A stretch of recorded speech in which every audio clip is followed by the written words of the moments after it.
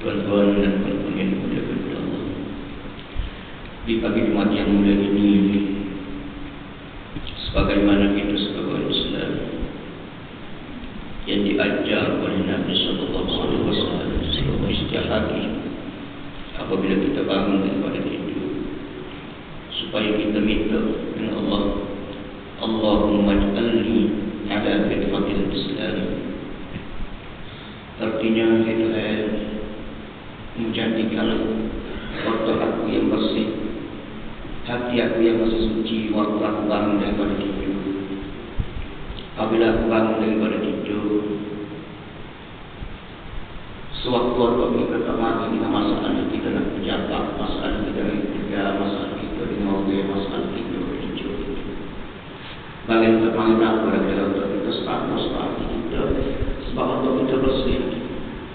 Otak kita masih bersih, hati kita masih bersih dengan masalah-masalah yang kita nak tempuh sebanyak. Berarti di masa hati kita bersih inilah, terutama pagi Jumat yang mulia ini, waktu kita merehatkan minda kita. Kita rehat minda kita daripada sekolah kalau kita cikgu. Kita merehatkan minda kita dari pejabat kalau kita orang pejabat. Kita rehatkan minda kita daripada kerja kita dan kita nego. Kita rehatkan minda kita. Apabila kita rehatkan minda kita, artinya tidak ada bagai-bagai lain masuk ke pemikiran kita, maka ada sepatutnya mari kita cuba masuk sedikit dengan bukamu ke otak kita, agar otak kita boleh beri dan boleh jadi orang yang takut kepada Allah Subhanahu Wa Taala. Bagaimana pagi ini mari kita dengar satu hadis Nabi Sallallahu Alaihi Wasallam. Hadis ini begitu pendek. Dalam hadis ini Nabi kata, hubbud dunya rasul khati'ah. Kata dia benar, cinta sangat perkataan. Tapi Nabi kata, apabila ada lagi nubatan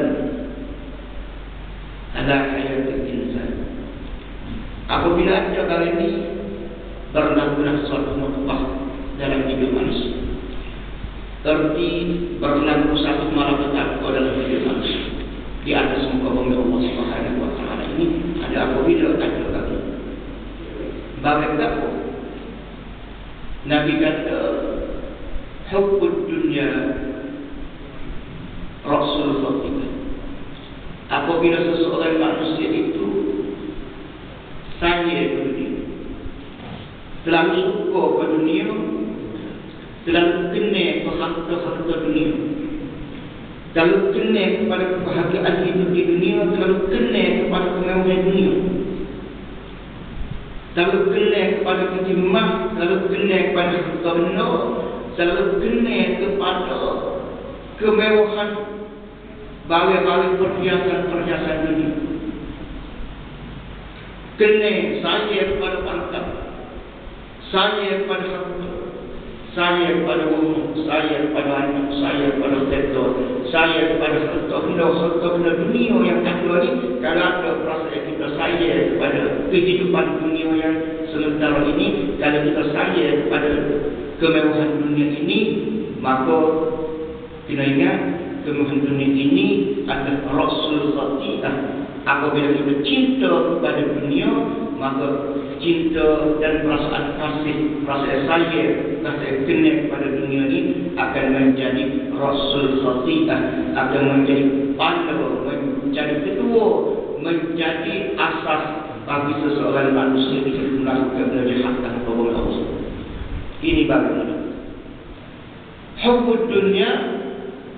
Apabila kita sayang kepada dunia, kita kena kepada titik yang banyak, kita kena kepada harta yang banyak, kita kena kepada bahagia yang ada di muka bumi, tak kira apa. Maka rasul khati'ah bermulalah kita jadi jahat. Dan Nabi kata, bermulalah kita jadi jahat. Inilah punca manusia jadi jahat. Inilah punca manusia derhaka kepada Allah. Inilah punca manusia hilang Akidah ialah punca manusia melupakan Allah apabila ada dalam hati kita perasaan lalu sayang kepada dunia. Sebab itulah tuan-tuan dan puan-puan, apabila seseorang manusia itu terlalu kasih pada dunia, maka dengan sendirinya dia akan buat maksiat kepada Allah. Sebab apa? Sebab apabila terlalu sayang, kalau cinta kepada kemewahan dunia, maka dia akan buat perkara yang salah. Sebab apa? Sebab dia adalah Rasul Khati'ah, pada kepada kejahatan. Apabila orang lalu tomok kepada dunia, lalu sayang kepada dunia, lalu dengan sendirinya dia sanggup buat perkara yang jahat. Contohnya pelanggan hidup mewah, dengan sendirinya orang itu sanggup makan rasuah. Apabila terlalu cinta kepada kehidupan yang terlalu tinggi, nak jadi high class, dengan sendirinya kita akan mula lupa kepada Allah. Kita akan mula buat segala bagai-bagai, walaupun bagai itu dosa dengan Allah Subhanahu wa Ta'ala. Kalau orang makan gaji kerajaan, maka rasuah. Kalau kontraktor, rasuah gawa jabatan untuk dapat projek. Kalau orang neko, tipu orang, letak harga tinggi, ada dosa. Sebab apa? Sebab kerana ada dalam hati perasaan cinta kepada dunia, cepat nak hidup mewah. Oleh kerana cepat nak hidup mewah, dengan sendirinya dia akan berlumpur untuk melakukan dosa dengan Allah Subhanahu wa Ta'ala, kata Nabi sallallahu alaihi wasallam. Sebab itulah Allah Ta'ala bagi dalam Al-Quran. Allah Ta'ala kata, oleh kerana kalla innal insana la yatgha ar-ra'ahu istaghna inna ila rabbika rajul. Tuhan kata, jangan apabila mendapat nikmat Allah, apabila seseorang manusia itu dapat nikmat Allah yang berlebihan, maka dengan sendirinya orang ini layak Allah, dia akan jadi tahu, jadi jahat. Apabila ada tinggi banyak, dengan sendirinya orang ini jadi jahat. Apabila Allah Ta'ala beri nikmat kepada kekayaan kepada seorang manusia ini, dengan sendirinya dia jadi jahat. Apabila manusia diberi dengan kemewah hidup, dengan jabatan yang tinggi, dengan kedudukan yang tinggi, dengan nikmat yang banyak dari Allah, apabila ada nikmat yang banyak sehingga ar-ra'ahu istaghna, dia rasa dia kaya.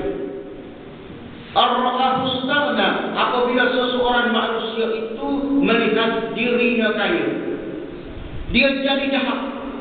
Dia jadi tahu, dia takut kepada Allah, dia buat maksiat kepada Allah, dia lupa kepada Allah. Bila ar-ra'ahu istaghna, apabila dia tengok dia kaya.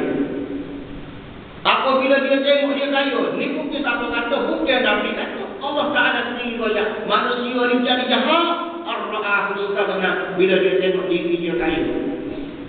Bila dia tengok diri dia lebih. Sebab itulah kita tengok orang harta adalah orang yang sudah kaya. Apabila pakak besar kaya, apabila harta banyak jadi jahat. Apabila pakak besar jadi jahat. Dia harta banyak, tak ingat ada masjid, tak ada berapa masjid. Nak semaya rumah boleh semaya. Semaya subuh di masjid. Rumah pun 2 rakaat. Semaya rumah 2 rakaat, masjid tak apa beza. Gak berbeza supaya rumah dan semai masjid.